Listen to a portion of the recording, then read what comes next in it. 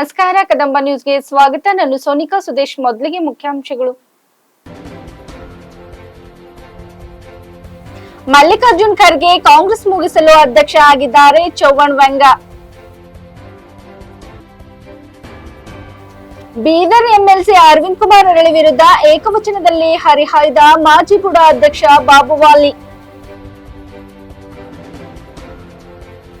ಹಿಂದೂ ರುದ್ರಭೂಮಿ ಅತಿಕ್ರಮಣ ತೆರವುಗೊಳಿಸುವಂತೆ ಕರವೇ ಸಂಘಟನೆಯಿಂದ ತಹಸೀಲ್ದಾರ್ಗೆ ಮನವಿ.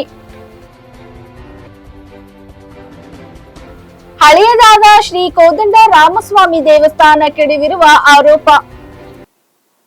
ಸುದ್ದಿಯ ವಿವರಗಳು. ಬೀದರ್ ವಿಶ್ವಗುರು ಬಸವಣ್ಣನವರಿಗೆ ನೆನೆದು ಭಾಷಣ ಆರಂಭಿಸಿದ ಮಧ್ಯಪ್ರದೇಶ ಮಾಜಿ ಸಿಎಂ ಶಿವರಾಜ್ ಸಿಂಗ್ ಚೌಹಾಣ್, ರಾಜ್ಯದಲ್ಲಿ ಈ ಬಾರಿ 28ಕ್ಕೂ 28 ಕ್ಷೇತ್ರ ಗೆಲ್ಲಬೇಕಾಗಿದೆ. ನಮ್ಮ ಕಾರ್ಯಕರ್ತರಿಂದ ನಮಗೆ ಗೆಲುವು ಸಾಧ್ಯವಿದೆ ಎಂದು ಜಿಲ್ಲೆಯ ಹುಮ್ನಾಬಾದ್ ಪಟ್ಟಣದ ತೇರು ಮೈದಾನದಲ್ಲಿ ಏರ್ಪಡಿಸಿದ್ದ ಬೀದರ್ ಕಲಬುರಗಿ ಲೋಕಸಭಾ ಕ್ಷೇತ್ರದ ಬೂತ್ ಮಟ್ಟದ ಕಾರ್ಯಕರ್ತರ ಸಮಾವೇಶ ಉದ್ಘಾಟಿಸಿ ಮಾತನಾಡಿದರು. ಬಿಜೆಪಿ ಪಕ್ಷ ಕೇವಲ ಪಕ್ಷ ಇಲ್ಲ, ಒಂದು ಪರಿವಾರ ಇದೆ. ನಮ್ಮ ಸಂಕಲ್ಪ ಶಕ್ತಿಶಾಲಿ ಭಾರತ ನಿರ್ಮಾಣ ಮಾಡುವುದಿದೆ. ಚುನಾವಣೆಯಲ್ಲಿ ಗೆದ್ದು ಮತ್ತೆ ಕಾರ್ಯಕರ್ತನಾಗಿ ಕೆಲಸ ಮಾಡುತ್ತಿದ್ದೇನೆ. ದೇಶದ 4 ದಿಕ್ಕಿನಲ್ಲೂ ಅಭಿವೃದ್ಧಿ ಪರ್ವ ಶುರುವಾಗಿದೆ. ನಮಗೆ ರಾಮ ಮಂದಿರ ನಿರ್ಮಾಣ ನಂಬಿಕೆ ಇರಲಿಲ್ಲ, ಆದರೆ ಇವತ್ತು ಅಯೋಧ್ಯೆಯಲ್ಲಿ ಭವ್ಯ ರಾಮ ಮಂದಿರ ನಿರ್ಮಾಣವಾಗಿದೆ. ಭಾರತವನ್ನು ಹಾಳು ಮಾಡಿರುವುದು ಕಾಂಗ್ರೆಸ್ ಭ್ರಷ್ಟಾಚಾರಗಳ ಫ್ಯಾಕ್ಟರಿ ಕಾಂಗ್ರೆಸ್ ಇಂದ ಶುರುವಾಗಿದೆ. ಮಲ್ಲಿಕಾರ್ಜುನ್ ಖರ್ಗೆ ಕಾಂಗ್ರೆಸ್ ಮುಗಿಸಲು ಅಧ್ಯಕ್ಷ ಆಗಿದ್ದಾರೆ. ಚೌಹಾಣ್ ವ್ಯಂಗ್ಯ ಮಾಡಿದರು.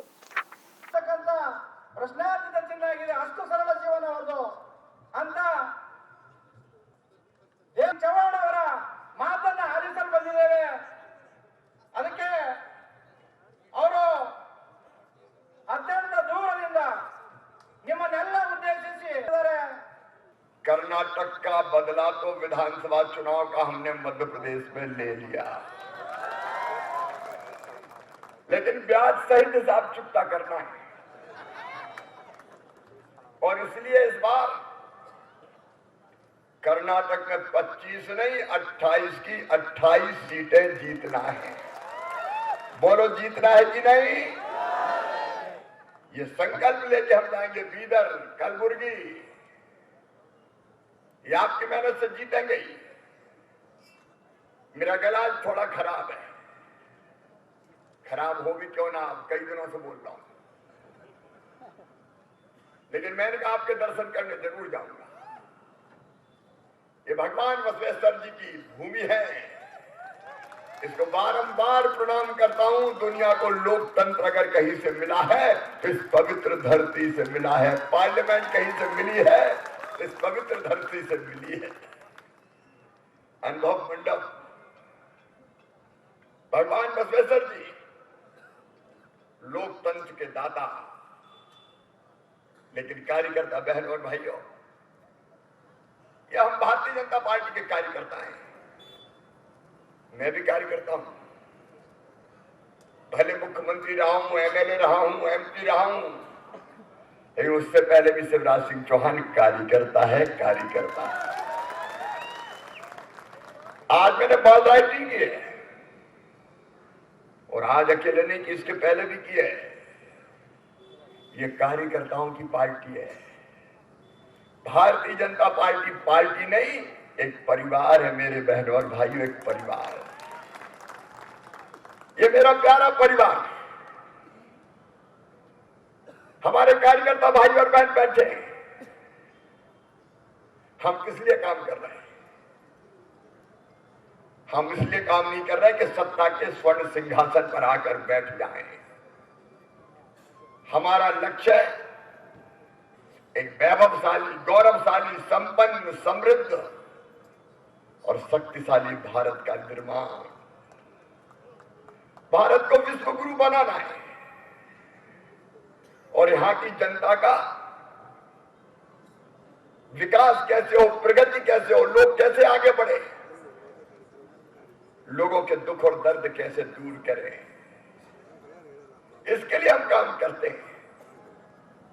और जिस कार्यकर्ता को जो काम दिया जाता है, मुझे कहा मुख्यमंत्री, तो मैं मुख्यमंत्री बना।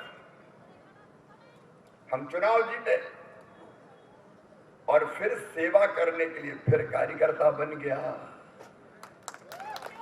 और मुख्यमंत्री भी कार्य करते हैं। बड़ा लक्ष्य, बड़े सपने हैं। ಅವರ ಶಾಸಕ ಪ್ರಭು ಚವ್ಹಾಣ್ ಮಾತನಾಡಿ, ದೇಶದಲ್ಲಿ ಮತ್ತೊಮ್ಮೆ ನರೇಂದ್ರ ಮೋದಿ ಅವರು ಪ್ರಧಾನಿ ಆದರೆ ಈ ದೇಶ ಹಿಂದೂ ರಾಷ್ಟ್ರವಾಗಿ ನಿರ್ಮಾಣ ಆಗಲಿದೆ. ಪಕ್ಷದ ಕಾರ್ಯಕರ್ತರು ತಮ್ಮ ತಮ್ಮ ಬೂತ್ ಮಟ್ಟದಲ್ಲಿ ಮೊದಲು ಪಕ್ಷವನ್ನು ಸಂಘಟಿಸಬೇಕು ಎಂದು ನಡೆದ ಬೃಹತ್ ಸಭೆಯಲ್ಲಿ ಕಾರ್ಯಕರ್ತರಿಗೆ ಸೂಚಿಸಿದರು. ಈ ಸಂದರ್ಭದಲ್ಲಿ ಬೀದರ್ ಸಂಸದ ಭಗವಂತ್ ಖೂಬಾ, ಕಲಬುರಗಿ ಸಂಸದ ಉಮೇಶ್ ಜಾಧವ್, ಬಿಜೆಪಿ ರಾಜ್ಯ ಘಟಕದ ಕಾರ್ಯದರ್ಶಿ ಪಿ ರಾಜು, ಜಿಲ್ಲಾಧ್ಯಕ್ಷ ಸೋಮನಾಥ್ ಪಾಟೀಲ್ ಸೇರಿದಂತೆ ಬಿಜೆಪಿ ಶಾಸಕರು ಹಾಗೂ ಮುಖಂಡರು ಕಾರ್ಯಕರ್ತರು ಭಾಗಿಯಾಗಿದ್ದರು. कांग्रेस तो हो या हाथ के पार, कांग्रेस का भविष्य नहीं है। कांग्रेस का सभी लोग कांग्रेस छोड़ रहे, सभी इधर भी देखो, उत्तर प्रदेश देखो, मध्य प्रदेश देखो, कांग्रेस छोड़ के बीजेपी हो रहा है। बीजेपी जान, ये नांदेड़ का भी अशोक चौहान बीजेपी में आ गया। लगता है अभी चौहान जी का लफड़ा ज्यादा होने वाला है इधर, सब चौहान इकट्ठा हो रहे इधर। तो मेरे कार्यकर्ताओं से अपील है, हमारे विनती है कि जो क्लस्टर का मीटिंग है, बूथ मट के लोग हमारे कार्यकर्ता हैं। हम बोलते थे बूथ जीतो, बूथ जीतो, बूथ जीतो, चुनाव जीतो। आप बूथ जीतेंगे, चुनाव हम जीतेंगे। हमें बूथ जीतना है, बूथ पे जाना है। बूथ पे जो अभी आज हमारे माजी मुख्यमंत्री ने सामान्य कार्यकर्ता के रूप में जाके घोड़े बेड़ा किया, ये कितनी बड़ी बात है। हमारी एक पार्टी है, हमारी पार्टी कार्यकर्ताओं की पार्टी है, कार्यकर्ताओं की पार्टी है, कार्यकर्ताओं की पार्टी है। ये कार्यकर्ता देश के लिए, संविधान के लिए, नेशन फर्स्ट काम करने वाला, मेहनत करने वाला कार्यकर्ता है। इसलिए सभी मेरे कार्यकर्ताओं को विनती है, मैं आज कोई ज्यादा बात करने वाला नहीं हूं। मैं अब इतना विनती करता हूं कि इस बार मोदी सरकार, और एक बार, और एक बार, और एक बार मोदी सरकार, बूथ पे जाना है। जो जो पार्टी से आदेश आता है उसका पालन होना है। सिर्फ 100 दिन मोदी जी बोले दिल्ली में, मेरे कार्यकर्ता भाइयों 100 दिन टाइम दे दो। जो 10 साल में काम किया है, 10 साल में देश की प्रगति हुई है, देश का विकास हुआ है, देश पूरे विश्व में नंबर 1 है, नंबर 1 भारत। मोदी जी का डंका कहीं कहीं अमेरिका में बज रहा है, इंग्लैंड में बज रहा है, और तीसरी बार आया तो हमारा भारत देश बनेगा, बनेगा महागुरु, बनेगा महागुरु। हिंदू राष्ट्र बनेगा, हिंदू राष्ट्र बनेगा। इसीलिए आप सभी लोग बूथ पे जाके जो जो हमारे बूथ में काम है ಬೀದರ್ ನಗರ ಅಭಿವೃದ್ಧಿ ಪ್ರಾಧಿಕಾರದಲ್ಲಿ ನಡೆದ ಭಾರಿ ಭ್ರಷ್ಟಾಚಾರ ಹಿನ್ನೆಲೆ ವಿಧಾನ ಪರಿಷತ್ ಮೇಲ್ಮನೆಯಲ್ಲಿ ಪ್ರಸ್ತಾಪ ಮಾಡಿದಲ್ಲದೆ ತನಿಖೆ ನಂತರ ಬುಡ ಕಮಿಷನರ್ ಅಭಯ್ ಕುಮಾರ್ ಅಮಾನತು ಮಾಡಿ ಸರ್ಕಾರ ಆದೇಶ ಹೊರಡಿಸಿತ್ತು. ಈ ಹಿನ್ನೆಲೆಯಿಂದ ಪತ್ರಿಕೆಗೋಷ್ಠಿಯಲ್ಲಿ ಎಂಎಲ್ಸಿ ಅರವಿಂದ್ ಅರಳಿ ವಿರುದ್ಧ ಗುಡುಗಿದ ಬಾಬುವಾಲಿ ಎಂಎಲ್ಸಿ ಅರವಿಂದ್ ಅರಳಿ ಮತ್ತವರ ಇಬ್ಬರು ಸಹೋದರರು ಭಾರಿ ಭ್ರಷ್ಟಾಚಾರದಲ್ಲಿ ತೊಡಗಿದ್ದು ಬರುವ ದಿನಗಳಲ್ಲಿ ಅವರ ಬ್ರಹ್ಮಾಂಡ ಭ್ರಷ್ಟಾಚಾರ ಬಯಲಿಗೆ ತರಲಿದ್ದೇನೆ ಎಂದರು. ನೋಡೇ ಬಿಡೋಣ, ನಾನು ಜೈಲಿಗೆ ಹೋಗುತ್ತೇನೋ, ಎಂಎಲ್ಸಿ ಅರವಿಂದ್ ಅರಳಿ ಜೈಲಿಗೆ ಹೋಗುತ್ತಾರೆ ಅಂತ ಚಾಲೆಂಜ್ ಮಾಡಿದ ಮಾಜಿ ಬುಡ ಅಧ್ಯಕ್ಷ ಬಾಬುವಾಲಿ, ನನ್ನ ಉತ್ತಮ ಸೇವೆಗೆ ಮಸಿ ಬಳಿಯುವ ಕೆಲಸ ಮಾಡುತ್ತಿದ್ದಾರೆ. ನನ್ನ ಅಧಿಕಾರಾವಧಿಯನ್ನು ಬುಡ ಬಹಳಷ್ಟು ಅಭಿವೃದ್ಧಿ ಕಂಡಿದೆ ಎಂದರು. ವಿಧಾನ ಪರಿಷತ್ತಿನ ಸದಸ್ಯರಾಗಿರ್ತಕ್ಕಂಥ ಅರವಿಂದ್ ಅರಳಿ ಅವರು ಒಂದು ಸರ್ಕಾರದ ಸುತ್ತೋಲೆಯನ್ನು ವಿಧಾನ ಪರಿಷತ್ನಲ್ಲಿ ಮಾಡಿದಂಥ ಪ್ರಶ್ನೆಗೆ ನನ್ನ ಆಡಳಿತ ಅವಧಿಯಲ್ಲಿರ್ತಕ್ಕಂಥ ಕಮಿಷನರನ್ನು ಅಮಾನತುಗೊಳಿಸಬೇಕು ಮತ್ತು ಆಗಿದ್ದಂಥ ಅಧ್ಯಕ್ಷರ ಮೇಲೆ ಕಾನೂನಾತ್ಮಕ ಕ್ರಮಕ್ಕಾಗಿ ನಾವು ಚಿಂತನೆ ಮಾಡ್ತಾ ಇದ್ದೀವಿ ಅಂತಕ್ಕಂಥ ಒಂದು ವರದಿಯನ್ನು ಕೊಟ್ಟು ನಮ್ಮ ಅವಧಿಯಲ್ಲಿ ಭ್ರಷ್ಟಾಚಾರ ಆಗಿದೆ ಅಂತಕ್ಕಂಥ ಒಂದು ನೇರ ಆರೋಪವನ್ನು ಪತ್ರಿಕೆಗಳಲ್ಲಿ ಮಾಡಿದ್ದು ನಾನು ತೀವ್ರವಾಗಿ ಖಂಡಿಸ್ತೀನಿ. ಅರವಿಂದ್ ಅರಳಿ ಒಬ್ಬ ಕ್ರಿಮಿನಲ್ ಇದ್ದಾನೆ ಅಂತೇಳಿ ಇಡೀ ಜಗತ್ತಿಗೆ ಗೊತ್ತಿದೆ. ಒಂದು ಕ್ರಿಮಿನಲಿ ಕಾಂಗ್ರೆಸ್ ವಿಧಾನ ಪರಿಷತ್ ಸದಸ್ಯ ಮಾಡಿ ಇಡೀ ಆ ಕ್ರಿಮಿನಲ್ ಮನೋಭಾವದಿಂದ ಇಡೀ ಆಡಳಿತ ವರ್ಗ ಜನಸಾಮಾನ್ಯರು ತತ್ತರಿಸ್ತಾ ಇದ್ದಾರೆ. ಇವತ್ತು ನೋವಿನಿಂದ ಹೇಳ್ಬೇಕಾಗ್ತಾ ಇದೆ.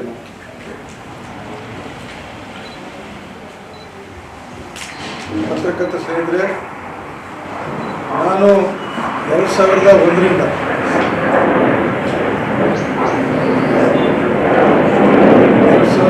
2021ರಿಂದ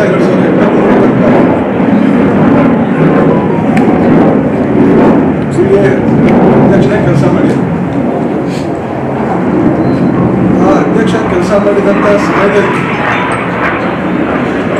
ನಾನು ಏನು ಮಾಡೀನಿ ಅಂತೇಳಿ ಇದೇ ಕಾನ್ಸ್ಟಿಟ್ಯೂಟ್ ಆಗಿದ್ದು.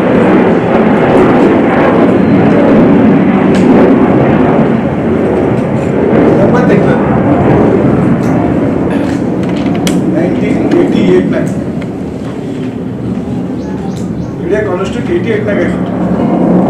88ನಾಗ ಆಗಿದ್ದ ನಂತರ ನನಗಿಂತ ಭಾಳ ಜನ ಹಿರಿಯರು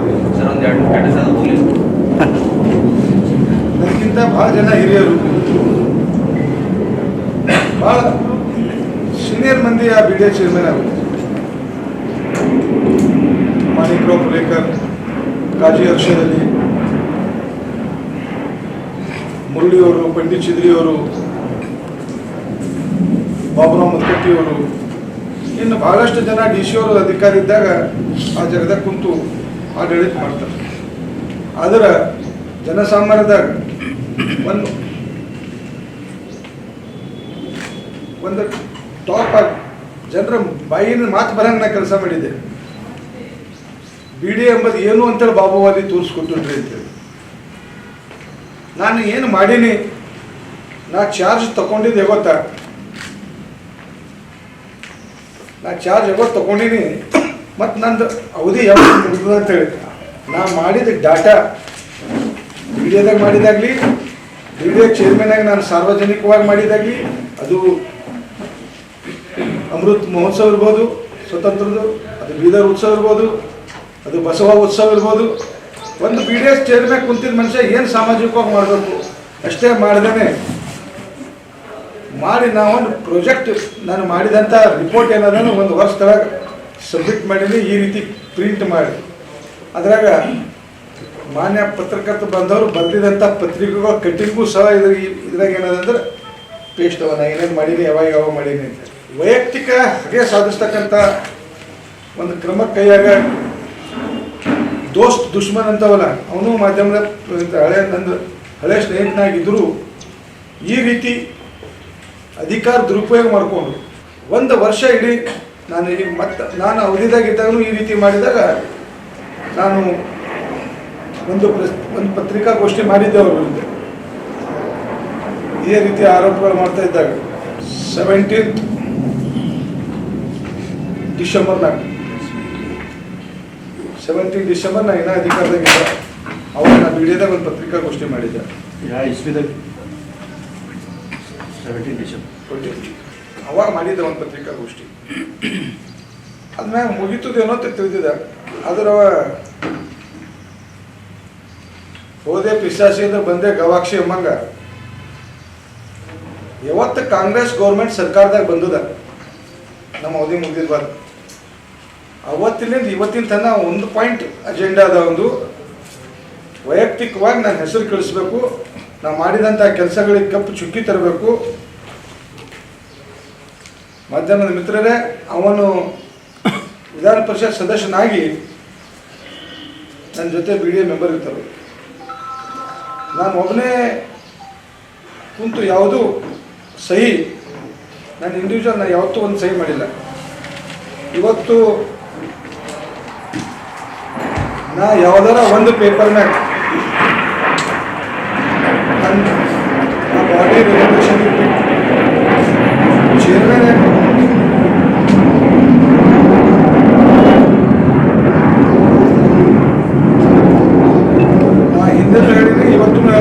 ನಾಳೆನೂ ಹೇಳ್ತೀನಿ, ನಾನು ಏನಾದರೂ ಒಂದು ಸೈ ಬಿ ಡಿ ಎ ಚೇರ್ಮನ್ ಆಗಿ ಮಾಡಿದಿರ್ಬೇಕಾಯ್ತಂದ್ರೆ ಆ ಬಿ ಡಿ ಎ ಬಾಡಿ ಇರ್ತದ, ಆ ಬಾಡಿದ ರೆಜುಲೇಷನ್ ಕಾಪಿ ಮ್ಯಾಗೆ ನಾನು ಸೈನ್ ಅದೇನೆ ಹೊರತು ಒಂದು ಇಂಡಿವಿಜುವಲ್ ಆರ್ಡರ್ ನಾನು ಮಾಡಿಲ್ಲ. ನಾನು ಯಾವ್ದಾರ ಒಂದು ಇಂಡಿವಿಜುವಲ್ ಆರ್ಡರ್ ಮಾಡಿ ತೋರಿಸು, ನನಗೆ ಇಲ್ಲೇ ಪಾಚಿ ಹಾಕ್ಬೇಕು, ಇಲ್ಲೇ ಜರಿಬೇಕು. ನನ್ನ ಯಾವುದೇ ತೀರ್ಮಾನಗಳದಾಗ ಅದಕ್ಕೊಂದು ವ್ಯವಸ್ಥೆ ಅದ, ಅದಕ್ಕೊಂದು ಬಾಡಿ ಅದ, ಆ ಬಾಡಿದಾಗ ಚರ್ಚೆ ಆಯ್ತದ. ಅಲ್ಲಿ ಒಬ್ಬನೇ ಚೇರ್ಮನ್ ಸರ್ವಾಧಿಕಾರಿ ಇರಲ್ಲ. ಆ ಬಾಡಿ ಮೆಂಬರು ರಹೀಂ ಖಾನ್ ಅವರು ಇವತ್ತಿನ ಮಂತ್ರಿಗಳು, ಹಿಂದಿನ ಶಾಸಕರು ಇದ್ರು, ಹಿಂದಿನ ಸಭಾಪತಿಗಳು ಇವತ್ತಿನ ವಿಧಾನ ಪರಿಷತ್ ಸದಸ್ಯರಾಗಿಂತ ಮಲ್ಕಾಪುರ ಬಾಡಿ ಮೆಂಬರ್ ಇದ್ದರು, ಅರವಿಂದ್ ಅವರನ್ನು ಆ ಬಾಡಿ ಮೆಂಬರ್ ಇದ್ದರು. ಅವರೂ ಸಹ 10 ಮೀಟಿಂಗ್ಗಳದಾಗ, ನಾ 10 ಸಭೆಗಳು ಮಾಡೀನಿ ನನ್ನ ಅವಧಿದಾಗ. 10 ಮೀಟಿಂಗ್ಗಳದಾಗ 6-7 ಮೀಟಿಂಗಿಗೆ ಅವ್ರು ಅಟೆಂಡ್ ಆಗ್ಯಾರ, ಸೈನ್ ಮಾಡ್ಯಾರ ಪ್ರೊಸೀಡಿಂಗ್ನಾಗ. ಒಂದು ಮೀಟಿಂಗ್ದಾಗ ಬಂದು ಸೈನ್ ಮಾಡಿಲ್ಲ, 1-2 ಮೀಟಿಂಗ್ ಬೈಕಟ್ ಮಾಡ್ಯಾರ. ಇವೆಲ್ಲವೂ ಅಷ್ಟೇ ಅಲ್ಲ, ನಾನು ಚಾರ್ಜ್ ತಗೊಂಡಾಗ ಇಡೀ ವಿಶ್ವಕ್ಕೆ ತಗಲಿದಂಥ ಕೊರೋನಾ ಮಹಾಮಾರಿ ತಗಲಿದ್ದು,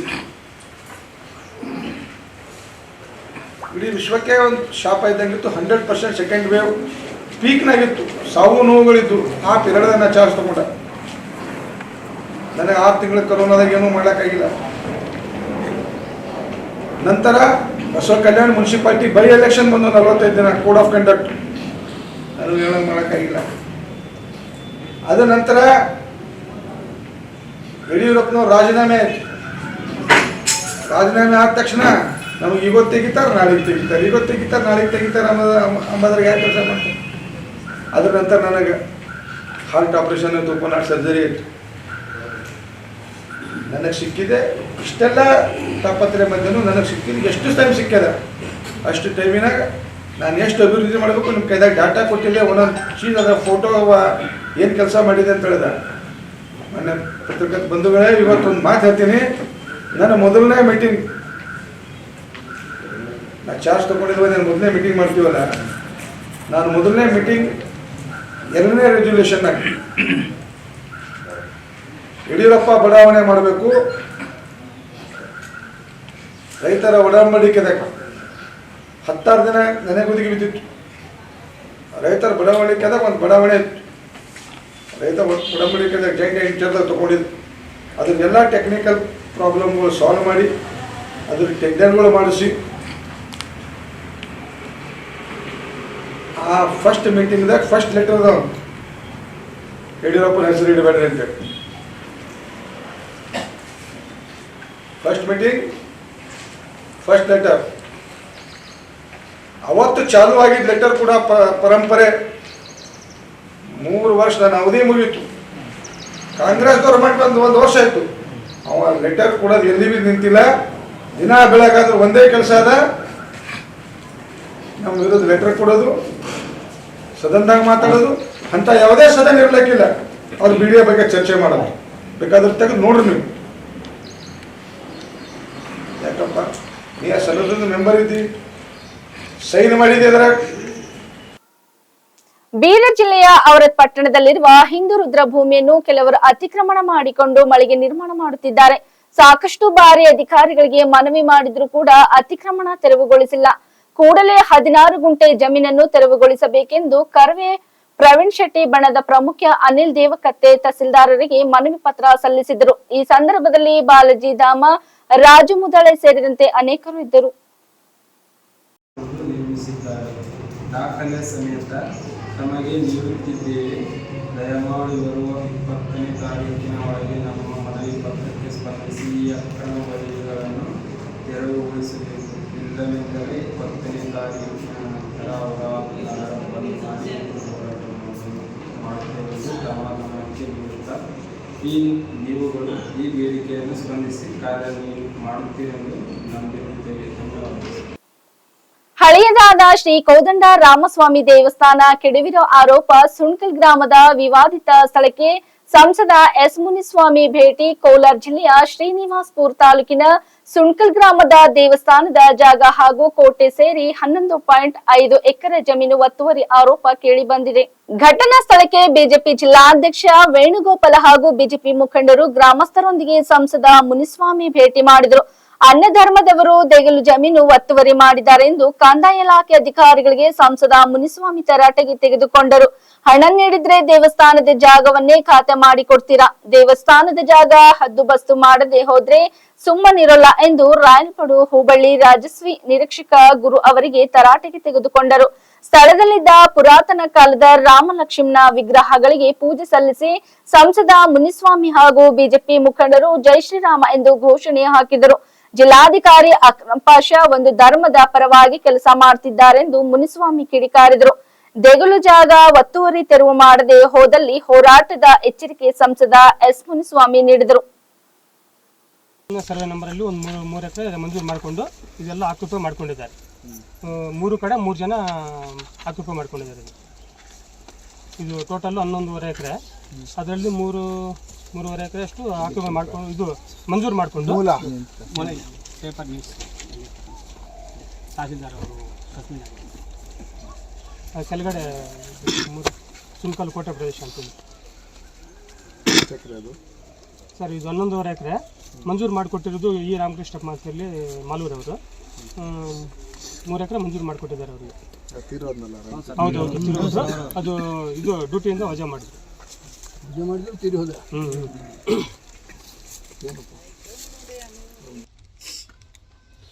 ಇದು ಕಾನೂನು ಬಾಹಿರವಾಗಿ ಈ ಜಮೀನುಗಳನ್ನು ಮಾಡಿಕೊಟ್ಟಿದ್ದಾರೆ ಅಂತೇಳಿ ಹಿಂದೆ ಇದ್ರ ಬಗ್ಗೆ ದೂರನ್ನು ಕೊಟ್ಟು ಕಂಪ್ಲೇಂಟನ್ನು ಕೊಟ್ಟು ಹಿಂದೆ ಏನು ರಾಮಕೃಷ್ಣಪ್ಪ ಅಂತೇಳಿ ತಹಸೀಲ್ದಾರ್ ಆಗಿದ್ರು, ಅವ್ರನ್ನ ಸಸ್ಪೆಂಡನ್ನು ಮಾಡಿದ್ದಾರೆ ಆಗಿನ ಮೇಲಿನ ಅಧಿಕಾರಿಗಳು. ಏನು ಜನವರಿ 22ನೇ ತಾರೀಕು ಶ್ರೀರಾಮ ಮಂದಿರದಲ್ಲಿ ರಾಮನ ಪ್ರಾಣ ಪ್ರತಿಷ್ಠಾಪನೆ ಆಯಿತು. ಆ ದಿನ ಇಲ್ಲಿ ನಮ್ಮ ಕೋದಂಡರಾಮಸ್ವಾಮಿ ದೇವಸ್ಥಾನದ ಹತ್ರ ಪೂಜೆ ಮಾಡಬೇಕಂತೇಳಿ ಸುತ್ತಮುತ್ತಲ ಗ್ರಾಮದ ಎಲ್ಲ ಹಿರಿಯರೆಲ್ಲ ಸೇರಿಕೊಂಡು ಯುವಕರೆಲ್ಲ ಸೇರಿಕೊಂಡು ರಾಮನ ಭಕ್ತರು ಅಲ್ಲಿ ಹೋದಂಥ ಸಂದರ್ಭದಲ್ಲಿ ಮತ್ತು ಅದನ್ನು ಮಾಧ್ಯಮಗಳಲ್ಲಿ ಸೋಷಿಯಲ್ ಮೀಡಿಯಲ್ಲಿ ಬಿಟ್ಟಂಥ ನಮ್ಮ ಸುರೇಶ್ ಅವ್ರ ಮೇಲೆ ಏನು ಇಲ್ಲಿ ಒತ್ತುವರಿ ಮಾಡ್ಕೊಂಡಿರ್ತಕ್ಕಂಥ ಡೂಪ್ಲಿಕೇಟ್ ಡಾಕ್ಯುಮೆಂಟ್ಸ್ ಮಾಡಿಕೊಟ್ಟಿರ್ತಕ್ಕಂಥ ಮಾಡಿಸ್ಕೊಂಡು ಇವತ್ತು ಜಿಲ್ಲಾಧಿಕಾರಿಗಳು ನಮ್ಮ ಪರವಾಗಿದ್ದಾರೆ ಅನ್ನೋ ಲೆಕ್ಕಾಚಾರದಲ್ಲಿ ತಹಸೀಲ್ದಾರ್ ಬಂದರೆ ಜಿಲ್ಲಾಧಿಕಾರಿ ಹೇಳಿದ್ದಾರೆ ಅಂತೇಳಿ ಯಾರು ಇಲ್ಲಿ ಜಮೀನನ್ನ ಒತ್ತುವರಿ ಮಾಡ್ಕೊಂಡಿದ್ದಾರೆ ಅವ್ರ ಮನೆಗೆ ಹೋಗ್ತಾರೆ ವಿನಃ ಇಲ್ಲಿ ತೊಂದರೆ ಆಗಿರೋದು ಯಾರು, ಕಂಪ್ಲೇಂಟ್ ಮಾಡಿರೋದು ಯಾರು, ಆ ಗ್ರಾಮಸ್ಥರನ್ನ ಕರೆದು ಕೇಳ ನನ್ನ ಒಂದೇ ಒಂದು ಸೌಜನ್ಯನೂ ಇಲ್ಲ ಅವ್ರಿಗೆ. ಜಿಲ್ಲಾಧಿಕಾರಿ ಹೇಳಿದ್ದಾರೆ ಅಕ್ರಮ್ ಪಾಷಾ ಅವರಂತ ಹೇಳಿ ಹೋಗಿ ಅಲ್ಲಿ ಯಾರು ಈ ಜಮೀನ ಒತ್ತುವರಿ ಮಾಡ್ಕೊಂಡಿದ್ದಾರೆ ಅವ್ರ ಮನೇಲಿ ಹೋಗಿ ಮಾತಾಡ್ಸ್ಕೊಂಬರ್ತಾರೆ. ಅಂದರೆ ನಾವಿಲ್ಲಿರ್ತಕ್ಕಂಥ ಎಲ್ಲ ಬಹುಸಂಖ್ಯಾತರು ಏನು ರಾಮ ಭಕ್ತರಿದ್ದೀರಿ, ದೇಶ ಪ್ರೇಮಿಗಳಿದ್ದೀರಿ, ನಾವೆಲ್ಲ ಏನು ವಿಲನ್ಗಳ. ನಮ್ಮ ಜಾಗ ಸಾವಿರಾರು ವರ್ಷಗಳ ಇತಿಹಾಸ ಇರ್ತಕ್ಕಂಥ ಕೋಟೆ ಇದು, ರಾಮ ಮಂದಿರ ಅಲ್ಲಿದೆ. ಅವ್ರು ಇಲ್ಲಿ ಒತ್ತುವರಿ ಮಾಡ್ಕೊಂಡು ಒಳಗಡೆ ಬಂದಂಥ ಸಂದರ್ಭದಲ್ಲಿ ಮಂಟಪ ಇತ್ತು, ದೇವಸ್ಥಾನ ಇತ್ತು.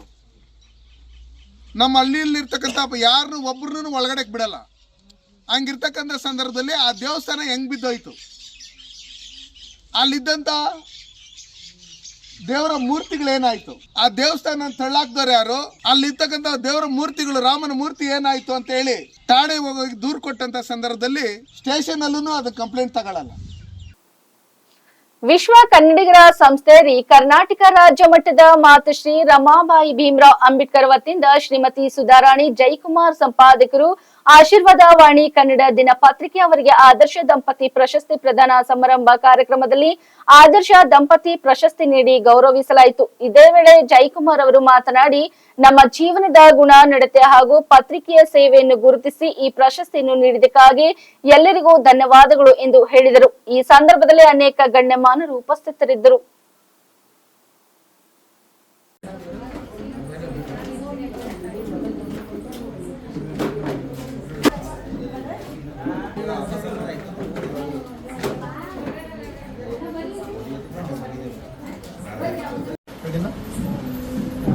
ದೇವರ ಪರಿಶುದ್ಧವಾದ ನಾಮಕ್ಕೆ ಸ್ತೋತ್ರವಾಗಲಿ. ಈ ದಿನ ವಿಶೇಷವಾಗಿ ಏನೆಂದರೆ ವಿಶ್ವ ಕನ್ನಡಿಗರ ಸಂಸ್ಥೆ ಈ ವತಿಯಿಂದ 75ನೇ ಗಣರಾಜ್ಯೋತ್ಸವ ಹಾಗೂ ರಮಾಬಾಯಿ ಅಂಬೇಡ್ಕರ್ 126ನೇ ಜಯಂತಿ ನಿಮಿತ್ತವಾಗಿ ರಾಜ್ಯ ಮಟ್ಟದ ಸಾಹಿತ್ಯ ವಿಚಾರ ಸಂಸ್ಕೃತಿ ಕವಿಗೋಷ್ಠಿ ಹಾಗೂ ಆದರ್ಶ ದಂಪತಿಗಳ ಪ್ರಶಸ್ತಿ ಸಮಾರಂಭ ಕಾರ್ಯಕ್ರಮ ಹಮ್ಮಿಕೊಳ್ಳಲಾಯಿತು. ಸುಬ್ಬಣ್ಣ ಕರ್ಪಡೆಯವರ ನೇತೃತ್ವದಲ್ಲಿ ವಿಶೇಷವಾಗಿ ನಾವು ಸಹ ಹೇಳಬೇಕೆಂದರೆ ನನ್ನ ಹೆಸರು ಜಯಕುಮಾರ್ ತಂದೆ ಯೇಸುದಾಸ್, ಆಶೀರ್ವಾದ ವಾಣಿ ಕನ್ನಡ ದಿನಪತ್ರಿಕೆ ಸಹ ಸಂಪಾದಕರಾಗಿ ಕಾರ್ಯನಿರ್ವಹಿಸ್ತಾ ಇದ್ದೇವೆ. ವಿಶೇಷವಾಗಿ ಈ ದಿನ ಸುಬ್ಬಣ್ಣ ಕರ್ಪಡೆಯವರು ನಮಗೂ ಸಹ ಆದರ್ಶ ದಂಪತಿ ಅಂತ ಹೇಳಿ ಗುರುತಿಸಿ ನಮ್ಮನ್ನು ಸನ್ಮಾನ ಮಾಡಿದ್ದಕ್ಕಾಗಿ ಅವರ ಒಂದು ಸಂಸ್ಥೆಗೂ ಹಾಗೂ ಅವರ ಕುಟುಂಬಕ್ಕೂ ನಾವು ಅವರಿಗೆ ಧನ್ಯವಾದಗಳು ಹೇಳುತ್ತೇವೆ. ನನ್ನ ಪಕ್ಕದಲ್ಲಿರುವಂಥ ನನ್ನ ಹೆಂಡತಿ ಶ್ರೀಮತಿ ಸುಧಾರಾಣಿ ಜಯಕುಮಾರ್, ಆಶೀರ್ವಾದ ವಾಣಿ ಕನ್ನಡ ದಿನಪತ್ರಿಕೆಯ ಸಂಪಾದಕರಾಗಿ ಕಾರ್ಯನಿರ್ವಹಿಸ್ತಾ ಇದ್ದೇವೆ. ಹಾಗಾಗಿ ನಾವು ಬೀದರ್ ಸಿಟಿಯಲ್ಲಿ ಇರ್ಬೋದು, ತಾಲೂಕು ಇರ್ಬೋದು, ಜಿಲ್ಲೆ ಇರ್ಬೋದು, ಬೇರೆ ಜಿಲ್ಲೆಗೆ ಹೋದಾಗ, ಬೇರೆ ರಾಜ್ಯಕ್ಕೆ ಹೋದಾಗ ನಾವು ಇಬ್ಬರೇ ಹೋಗಿ ನಾವು ಕೆಲಸವನ್ನು ನಿರ್ವಹಿಸ್ತೀವಿ. ಹಾಗಾಗಿ ಬೀದರ್ ಜಿಲ್ಲೆಯಲ್ಲಿ ಒಳ್ಳೆ ರೀತಿ ನಾವು ಕೆಲಸವನ್ನು ಮಾಡ್ತಾಯಿದ್ದೀವಿ.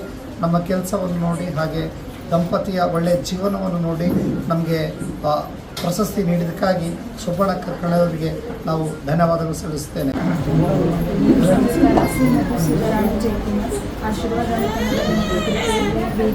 ಬೀದರ್ ಸಂಪಾದಕರಾಗಿ ಕೆಲಸ ಮಾಡ್ತಾ ಇದ್ದೀನಿ.